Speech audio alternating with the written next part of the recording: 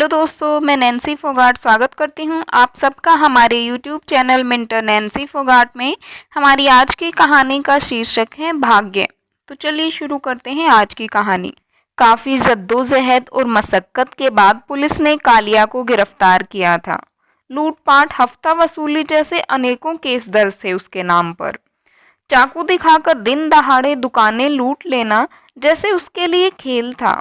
पहले भी वो पुलिस को चकमा देकर भाग चुका है, अब भी फिर से भाग जाने का दावा कर रहा था। आज उसकी कोर्ट में पेशी होनी थी, तो सुरक्षा के लिहाज से अतिरिक्त सुरक्षा बल तैनात था।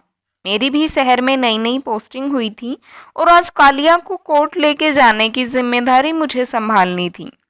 पर अब तक कालिया से मुलाकात का मौका नहीं मिल पाया था। मैंने जल्दी से चार्ज लेने की कागजी कार्यवाही पूरी करी। पहले वाले ऑफिसर से कालिया के बारे में जानकारी ली और बाकी सब काम से पहले एक बार जाकर कालिया को देखने की इच्छा हुई कि कौन है जिसने पुलिस की नाक में भी दम कर रखा है। कोई भी इंतजामात करने से पहले एक बार उसकी आंखों में देखकर उसकी ताकत का अंदाजा लगाना चाहती थी और मैं उससे मिलने जेल की तरफ चल पड़ी। जाकर उसे देखा तो मेरे पैर ठिठक कर रुक गए। कुछ पल को जैसे दिमाग सुन हो गया।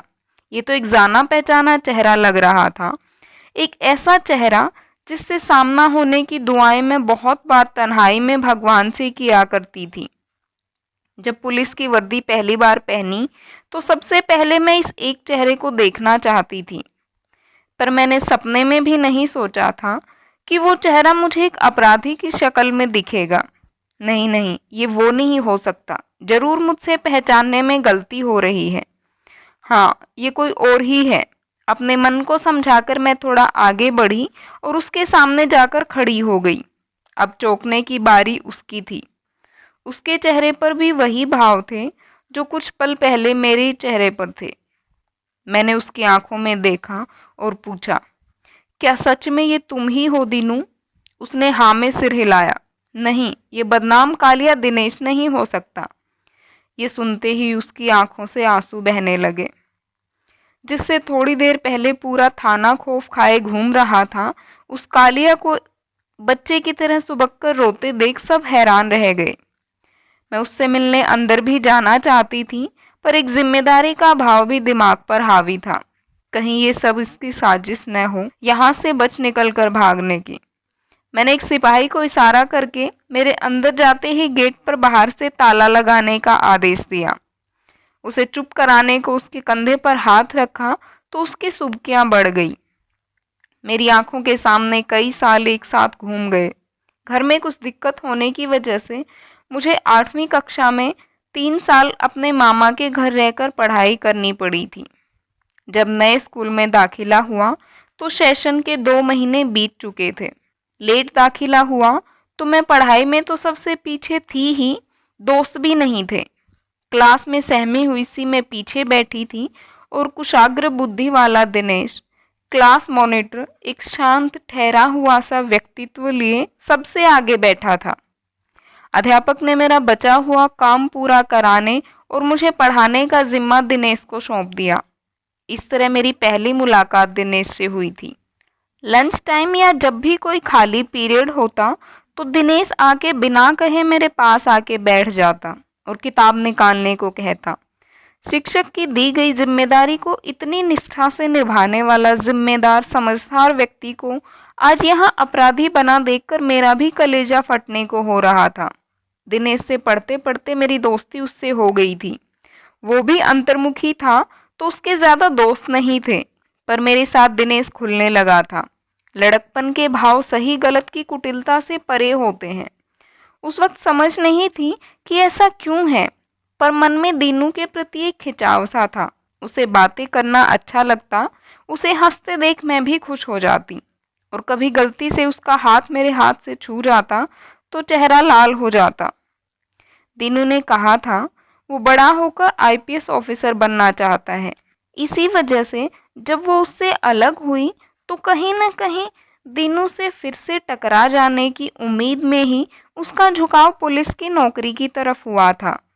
हालांकि वक्त के साथ जज्बात और हालात दोनों बदल गए थे, विशाल और अपने बच्चे के साथ मैं अपने छोटे से परिवार में खुश हूँ, पर मन में कहीं दबी छिपी इच्छा थी कि किसी दिन दीनू से मुलाकात हो तो अपनी वर्दी और मेरे इस सपने को बुनने में मदद करने के लिए धन्यवाद कहूँ। पर वो मुझे इस तरह एक अपराधी के रूप में मिलेगा, मैंने सपने में भी कल्पना नहीं की थी। सुबकते हुए कालिया को मैंने पानी पिलाकर चुप कराया और जानने की उत्सुकता जाहिर की कि उसने आईपीएस बनने का सपना छोड़कर ये रास्ता क्यों चुना। सबकी जिंदगी प्लान के हिसाब से नहीं चलती नीतू, उसने जवाब दिया। तुझे तो पता होगा, 11वीं क्लास तक हम साथ पढ़े थे। तब तक मेरा सपना आईपीएस बनने का था और मैं मन लगाकर उसके लिए पढ़ता भी था। 12वीं में तुम तो दूसरे शहर चली गई थी, पर मेरी जिंदगी में भूचाल आने शुरू हो गए थे। दादाजी की रुखसती के बाद जमीन जायदाद को लेकर चाचा और पापा में लड़ाई हो गई। मामला कोर्ट केस तक पहुंच गया। हम बच्चों को इसमें कोई कसूर नहीं होता, पर लड़ाई की तपिश भुगतते तो बच्चे भी हैं। घर में लड़ाई तीसरे दिन का काम हो गया। मेरे चाचा की बेटी रीना, मेरी बहन जिसके साथ बचपन से ही अपनी सगी बहन जितना स्नेह था, उससे भी बोलना बंद करा दिया गया। और फिर जिंदगी में एक प्रहार और हुआ। कोर्ट से मोटरसाइकिल पर लौटते हुए मेरे मम्मी पापा को एक तेज आते हुए ट्रक ने टक्कर मार दी। एक ही पल में दोनों काल का ग्रास बन चुके थे और भरी दुनिया में मैं अकेला रह गया। जब अपने दुश्मनी पर आते हैं तो मौत भी दूरियां पाट नहीं सकती। चाचा ने अब भी जमीन का मोह नहीं छोड़ा। मैं अकेला बच्चा क्या कर सकता था। हक बेहक की जमीन जायदाद सब जाता रहा। इतने अमीर तो थे ही नहीं कि बैठकर खाते रहो तो भी कमी न पड़े। खाने तक के लाले पड़ने लगे। गांव में लोगों के छोटे मोटे काम कर देता था तो थोड़े बहुत पैसे मिल जाते थे और जिंदगी बीतने लगी। धीरे धीरे पढ़ाई भी दूर होती चली गई। अब भी एक शख्स था जिसे मेरी चिंता होती थी, मेरी बहन रीना। वो घर में जो कुछ बना होता चुपके से पकड़ा देती, पर उस पर भी तो पहरे थे, हमेशा तो नहीं मिल पाती। उसके सामने कभी रो देता तो आंसू पोंछकर ढांढस बंधाती। एक बार पीछे से उसने आटे का कट्टा दिया तो चाचा ने देख लिया। मुझ पर चोरी का इल्ज़ाम लगाकर पुलिस में केस कर दिया और रीना की भी बहुत पिटाई हुई। गांव के लोगों को हकीकत पता थी, मेरे ऊपर तरस भी खाते थे। 2 दिन जेल में रहने के बाद सरपंच ने मुझे वहां से छुड़वा दिया। उन 2 दिनों में मैं पूरी तरह से टूट गया था नीतू। मेरे साथ साथ बाहर खड़े सिपाही भी कालिया की कहानी सुन रहे थे। सबको उससे सहानुभूति होने लगी थी, पर मेरे मन में अब भी सवाल बाकी थे। तो क्या उसके बाद ही तुमने अपराध का रास्ता चुना? तुम मेहनत भी तो कर सकते थे। नहीं नीतू, तुम गलत समझ रही हो, उसने जवाब दिया। गरीबी में मैंने ये सब शुरू नहीं किया। तब लौटने के बाद रीना की सूजी हुई आंखें देखकर मेरे दिल ने बहुत कचोटा कि मेरी वजह से मेरी बहन कितना सह रही है। मैंने फैसला कर लिया था कि अब बहुत मेहनत करके पैसे कमाने हैं ताकि उसे मेरे खाने पीने की परवाह न हो। पढ़ाई तो 12वीं में ही छूट गई थी। 16 साल के कम पढ़े लिखे लड़के को क्या ही काम मिलता मजदूरी के अलावा। पर अपना खुद का पेट भर सकूं इतने पैसे हाथ में आ जाते थे। अपने माँ पापा का राजकुमार बेटा 1.5 साल में ही मजदूर बन गया था। वहीं शहर में मजदूरी करते हुए एक सेठ से जान पहचान हुई। उसे जब मेरी ज़िंदगी के बारे में पता चला तो उसने मुझ पर तरस खाकर अपनी दुकान में हिसाब किताब संभालने की नौकरी का प्रस्ताव रखा। कहा, इसके साथ साथ तुम अपनी पढ़ाई भी पूरी कर सकते हो। उस दिन मैं बहुत खुश था। जाकर रीना को इस सब के बारे में बताना चाहता था। घर में रीना को अकेले पाकर मौका देखकर मैं छत से कूदकर उससे मिलने चला गया।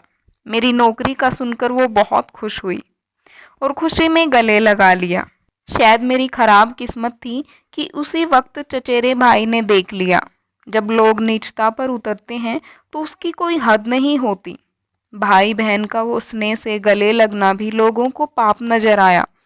पीटना कूटना शायद रीना सब बर्दाश्त कर जाती, पर ऐसा लांछन जिसके बाद वो किसी से नजरें मिलाने की हिम्मत न जुटा पाए।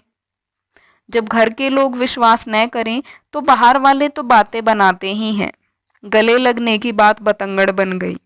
फलां लड़की अपने ही भाई के साथ अशोभनीय हालात में रंगे हाथ पकड़ी गई। चरित्र हनन से आहत होकर रीना ने खुदकुशी कर ली। ये सब बताते हुए कालिया के चेहरे पर गुस्सा, बेबसी, दर्द सब चेहरे पर दिख रहा था। हम सब ध्यान से सुने जा रहे थे। फिर क्या हुआ? मैंने पूछा। फिर अपनी ही छोटी से रेप की कोशिश, आत्महत्या को विवश करना और जाने कैसे कैसे गंदे इल्जाम मेरे ऊपर साबित कर दिए गए। दुनियादारी से परे नासमझ बच्चा अपनी बेगुनाही साबित नहीं कर सका। नाबालिग था तो जेल से तो 3 साल में छूटकर ही बाहर आ गया, पर जब तक बाहर आया तो अंदर के माहौल में रहकर जो लौटा था वो दीनू नहीं, कालिया भाई था। एक अपराधी लुटेरा जिसे पैसे वाले निर्दयी लोगों से चिढ़ थी। बात खत्म होते होते कालिया के चेहरे पर गुस्सा था तो हम सब लोगों को उससे हमदर्दी। कोर्ट जाने का वक्त हो गया था। आज पहली बार मेरा मन एक अपराधी को सजा दिलवाने की सोचकर खुश नहीं था। मैंने मन ही मन कालिया को इस अपराध के कीचड़ से बाहर निकालने की तरकीब सोचनी शुरू कर दी। हेलो दोस्तों, ये थी आज की कहानी। अगर आपको पसंद आई हो तो लाइक करना, चैनल को सब्सक्राइब करना। मिलते हैं अगली वीडियो में, तब तक के लिए बाय।